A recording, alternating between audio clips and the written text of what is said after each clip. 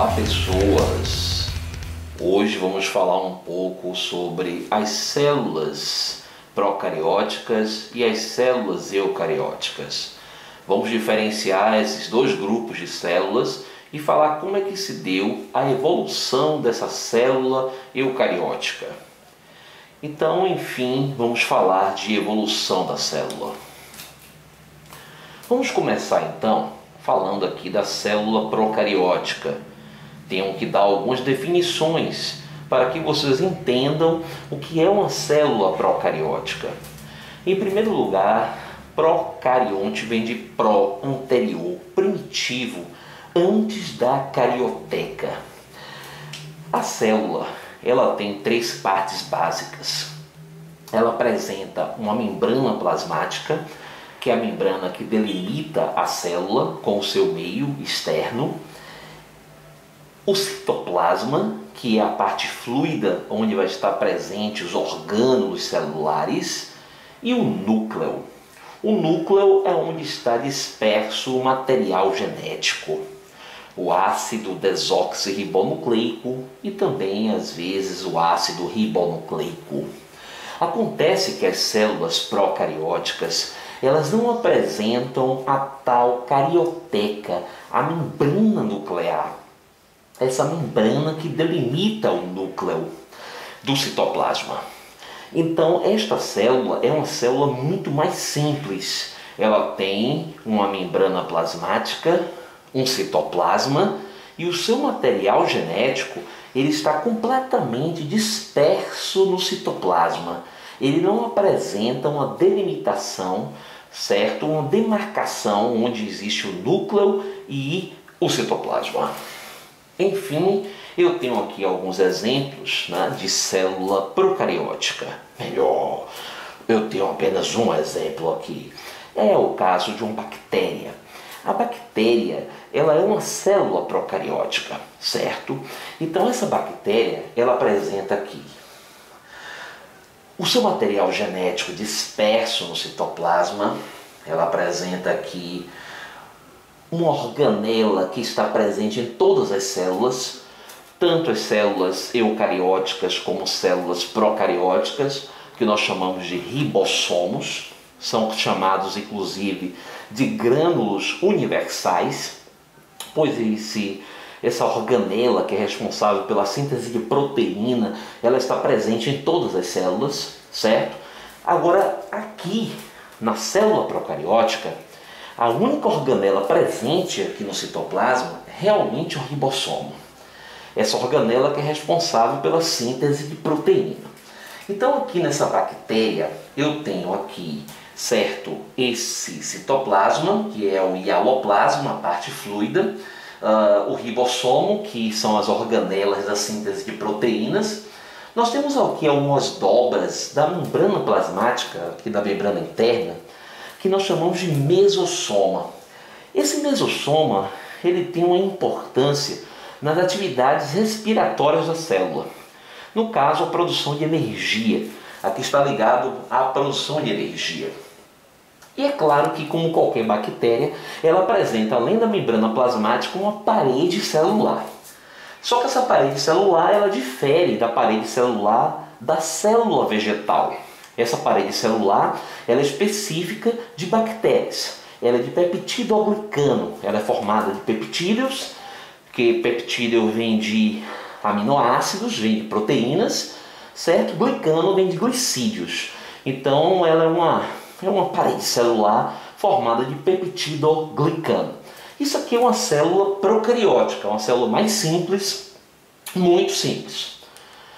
A célula eucariótica é uma célula em que o núcleo ele está delimitado pela carioteca. É uma célula em que o núcleo ele está definido.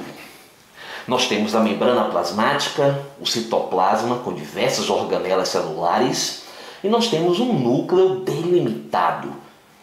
Neste núcleo vai estar presente a informação genética, os ácidos nucleicos. Esses ácidos nucleicos totalmente delimitados pela membrana carioteca.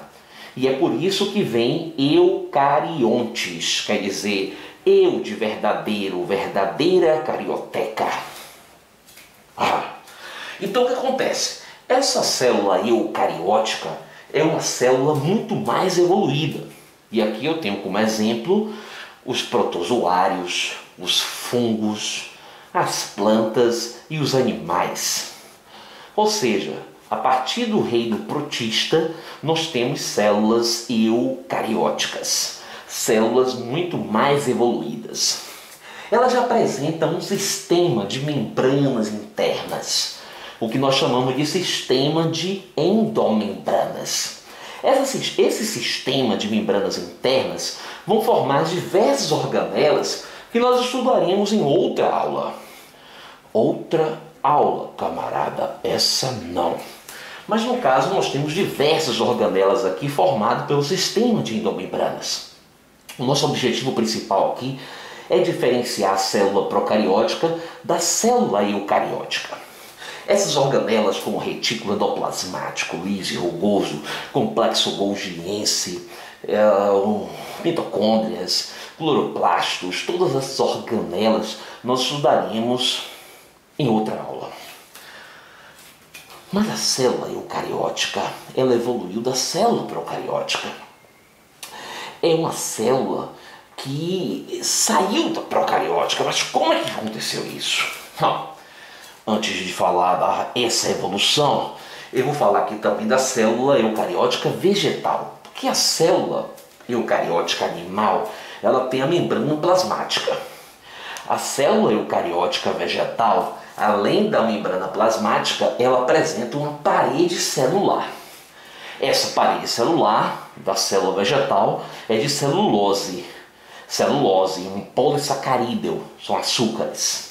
Então aqui é uma célula vegetal que apresenta todas as organelas também endomembranosas, organelas como retículo, como complexo golgiense, lisossomo, todas essas organelas. Lisossomo? Que lisossomo, rapaz?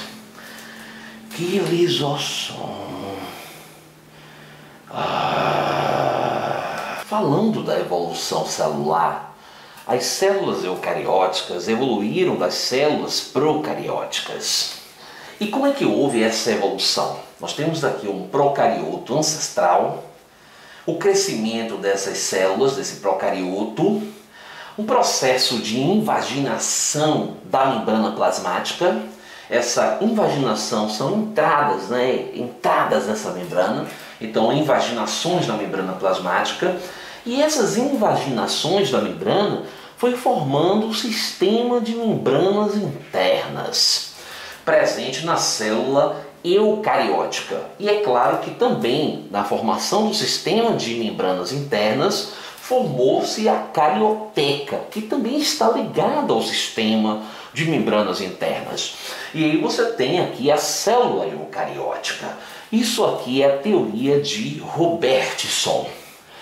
Um camarada que não tinha o que fazer, só uma pessoa que não tem o que fazer para ficar analisando uma situação dessa. Então, teoria de Robertson, ele diz que a célula procariótica evoluiu para uma célula eucariótica através de invaginações da membrana. Essas invaginações formou um sistema de membranas internas, formando as organelas endomembranosas e formando também a carioteca, que delimita o núcleo, que delimita o material genético que estava disperso no citoplasma até então. E agora já está delimitado por essa membrana carioteca. Nós temos também a teoria da endossimbiose. Não é uma teoria que vai ser de encontro à teoria de Robertson. A teoria da endossimbiose é uma teoria que complementa o processo da evolução da célula eucariótica. Na teoria da endossimbiose, bactérias aeróbicas, bactérias que utilizavam o oxigênio no seu processo de produção de energia, certo? E cianobactérias, que são capazes de produzir o próprio alimento porque apresentam pigmentos fotossintetizantes. Essas bactérias, elas foram englobadas por um processo de fagocitose por uma célula maior. Essas essas bactérias foram englobadas por um processo de fagocitose. A fagocitose quer dizer célula englobando a sua partícula num processo de comer. Essa fagocitose, claro, né, a célula teria que fazer a digestão. Mas aconteceu que essas cianobactérias e bactérias aeróbicas, elas entrando nessa célula, sofreu um processo de parceria, onde a célula oferecia um meio muito mais viável para a sobrevivência dessas bactérias, e essas bactérias ofereciam seus produtos para essa célula. E aí nós temos aqui uma simbiose, uma relação, certo, simbiótica. Essa relação simbiótica é uma troca de favores. E nesse momento aqui agora, uma troca de favores, uma interdependência obrigatória. Então nós temos aqui uma célula animal e uma célula vegetal. A célula eucariótica animal, com a presença agora das mitocôndrias, que são essas bactérias primitivas que produziam energia a partir da utilização do oxigênio, e uma célula vegetal que apresenta aqui suas organelas, os cloroplastos, que são bactérias primitivas que evoluíram lá das cianobactérias. Então aqui, pela teoria da endossimbiose, essas células se associaram, formando uma estrutura mais complexa, uma estrutura mais organizada. E a vida é assim. Na vida, tudo vai se associando. No processo da biologia nós vamos estudar e vamos perceber que a vida, ela vai se associando e formando estruturas mais complexas. E é nesse momento que as estruturas mais complexas, com suas interdependências, elas vão formando uma vida interessante. Algo bastante interessante, pessoa. Muito interessante. O biólogo mascarado, ele não pode se revelar. Existem motivos para que eu não possa me revelar. Mas estarei sempre trazendo aulas interessantes. Tirem suas dúvidas, pessoas. Tirem suas dúvidas. Não fique com dúvidas. Tirem as suas dúvidas. Até mais.